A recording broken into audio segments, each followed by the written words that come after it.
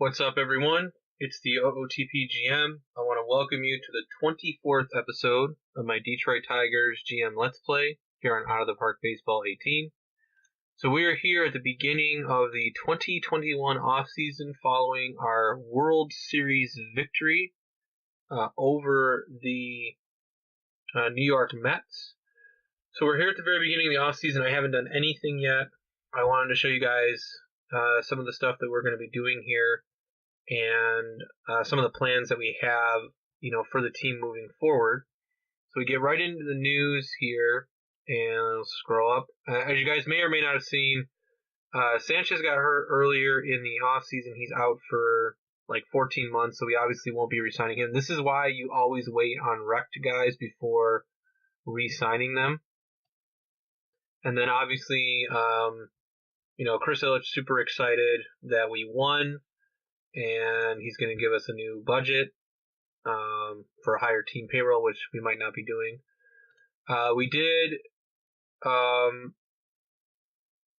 have some guys whose contracts ran out. For me, it came down to a couple of different decisions for letting some of these guys walk. That doesn't mean that I'm not going to potentially bring them back. Bo Porter is definitely a guy that we might bring back for our bench. And obviously these, like Miller and Mueller are obviously guys that we could potentially bring back as well. Part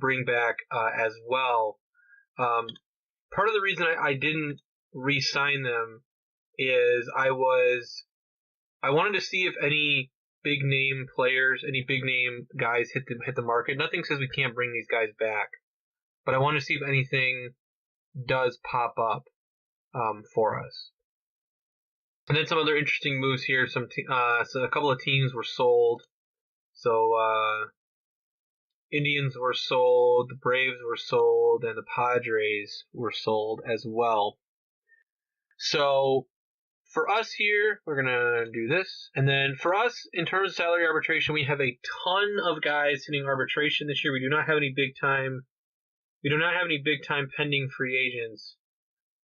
Obviously with, Sanchez hurt, we're not going to be offering him anything. But we have a lot of big name guys hitting arbitration this year. Some of the biggest are obviously Cody Eves is in arbitration, Max Pentecost is in arbitration, Steckenrider, our closer's in arbitration, and a lot of our elite relievers, Stewart here. So we're going to have some decisions that we're going to have to make. Obviously, some of these guys are pretty simple decisions. Jimenez, Minter are easy decisions. So we're going to bring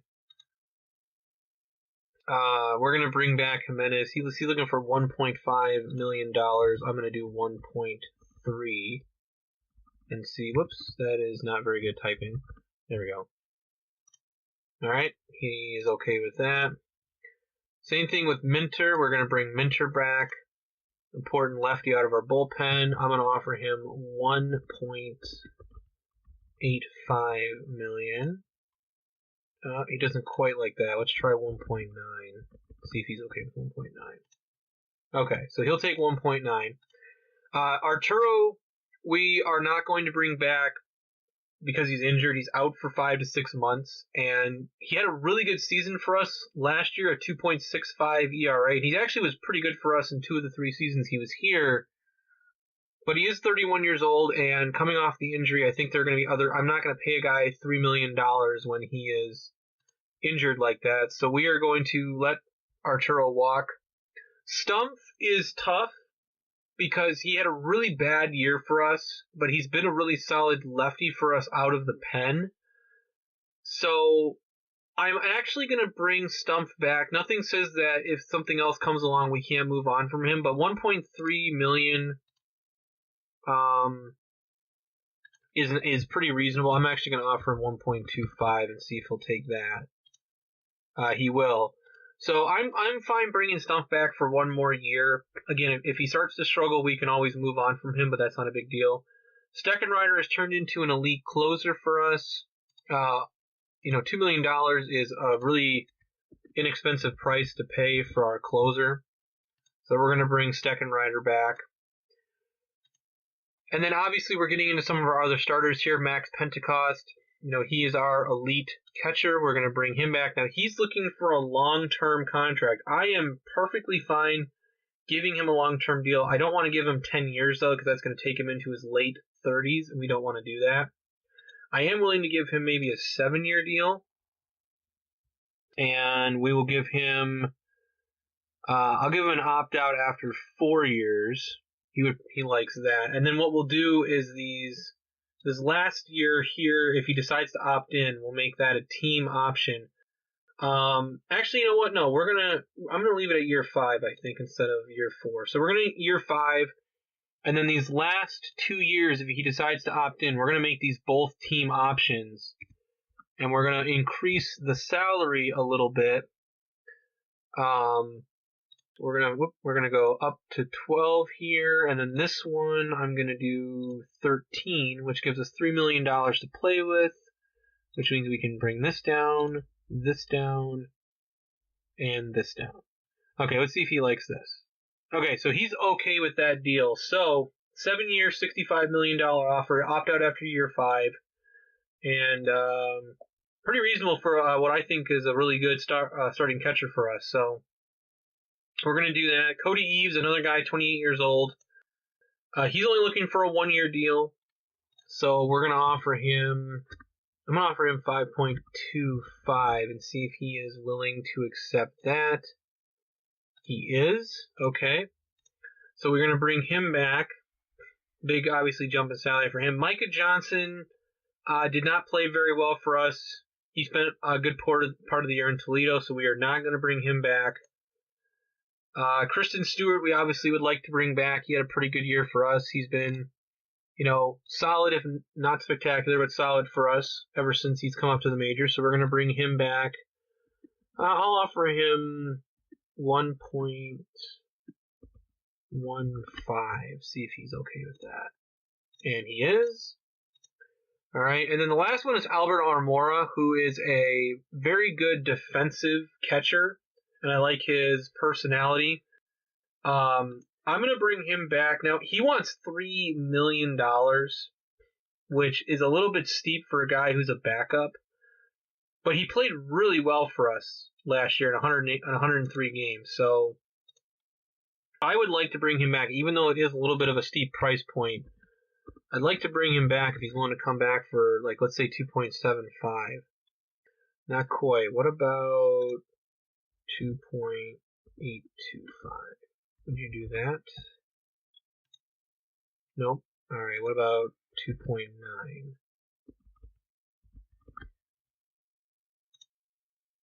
Okay, so he'll take 2.9 million. So we're going to bring him back at 2.9. And I think pretty much everybody else is going to accept the offers. We don't have any other pending free agents, like I said, because with Sanchez's injury, he is going to be gone. We're waiting to see what's going on with Beau Burrows, diagnosed with an injury here near the end of the year. We already know Sanchez out 13 months.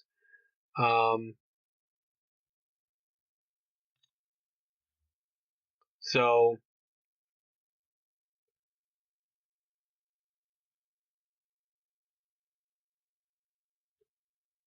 well, this is weird. 6.7. Huh. I am not sure what happened, why he's on our staff for next year. I didn't sign him to an extension, I didn't think. I may have done that by accident. Oh well. Well, I mean, he's going to sit there. If he's out, he's out. I mean, there's not much we can do about it. I mean, I would have preferred to not have that salary on the books, but that's okay. It's fine. I mean, it is what it is. We'll put him on the DL. He'll sit there for a year, and then we'll revisit it. That might actually help us in a way, because then he won't hit free agency necessarily, and we'll be able to evaluate where he's at from there. So, all right, that was a mistake on my part. I thought he was going to be a free agent. So, all right, so we're going to go ahead and we're going to move forward here to the beginning of the awards season. I'm assuming that. Oh, yeah, we got to activate these guys. There we go. I'm assuming that all those guys are going to accept the offers that we made to them. That shouldn't be an issue. And we should be able to, we should be fine. 5 weeks for Beau Burrows, no big deal.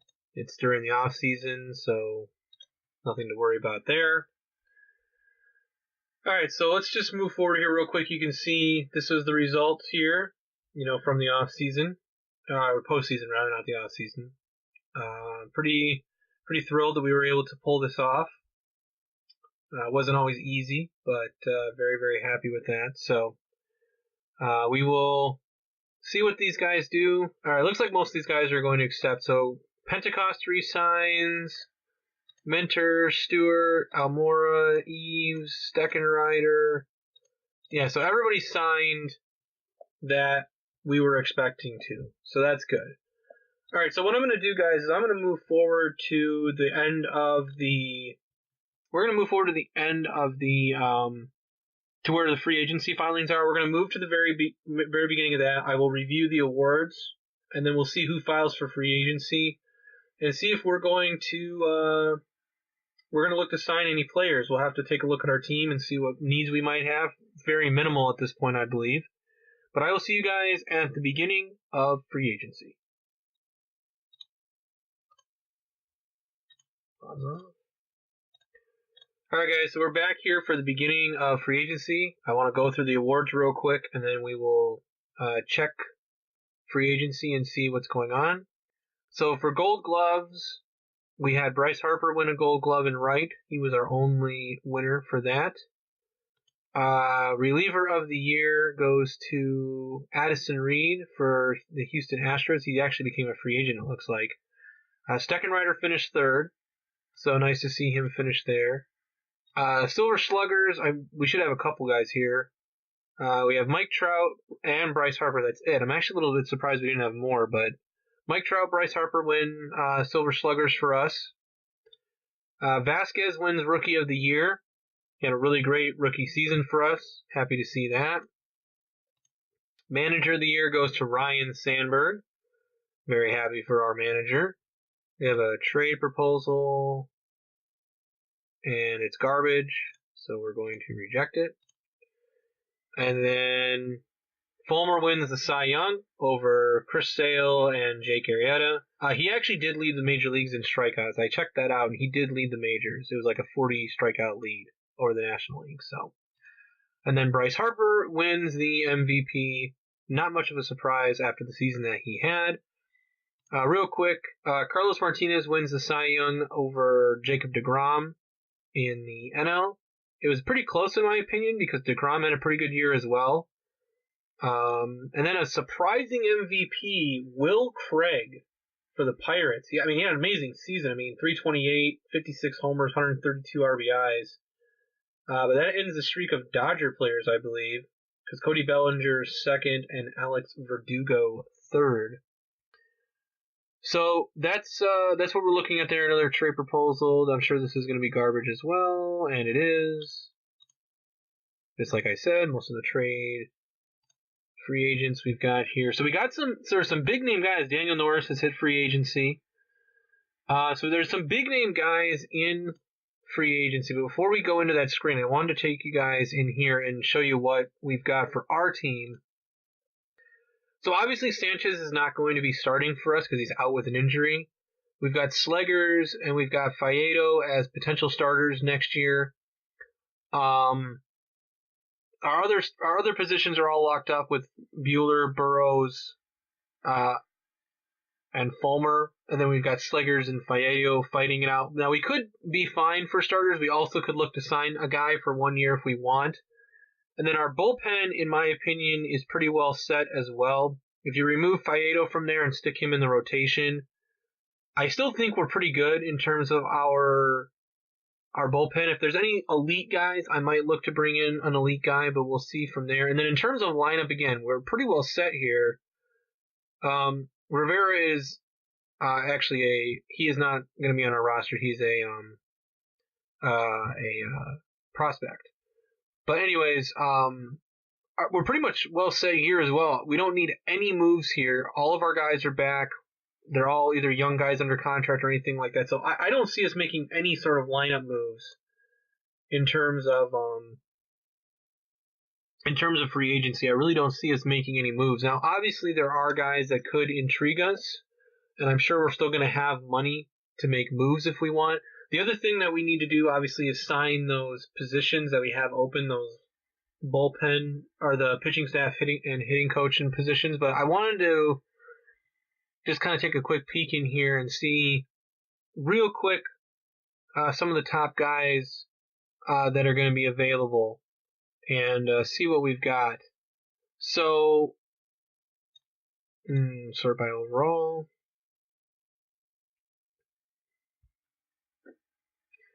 All right, so Zach Britton, Aroldis Chapman, Wade Davis, Jacob deGrom is actually a free agent, 33 years old, asking for $20 million. Carlos Carrasco, out for 3 weeks, the torn UCL. Corey Kluber is a free agent, but he's also expensive. Jock Peterson. There's some big-time buster. Posey. Wow, there's some big free agents this year.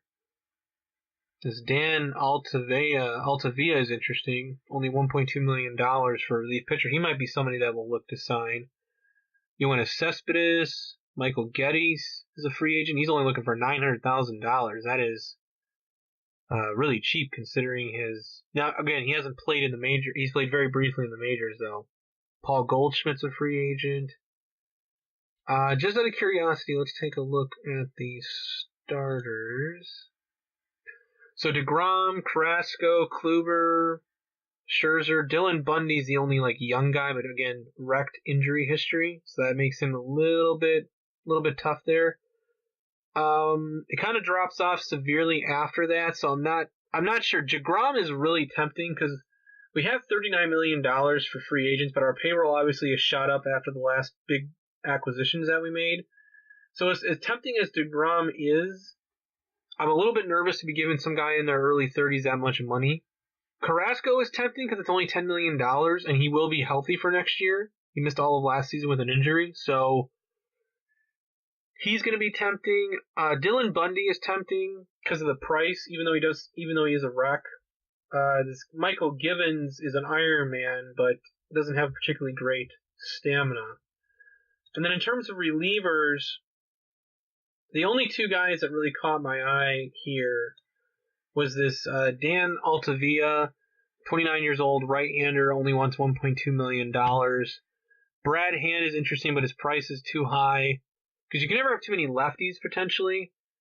Felipe Rivera is interesting, but again, a lot of these guys, their prices are a little bit steep for me right now.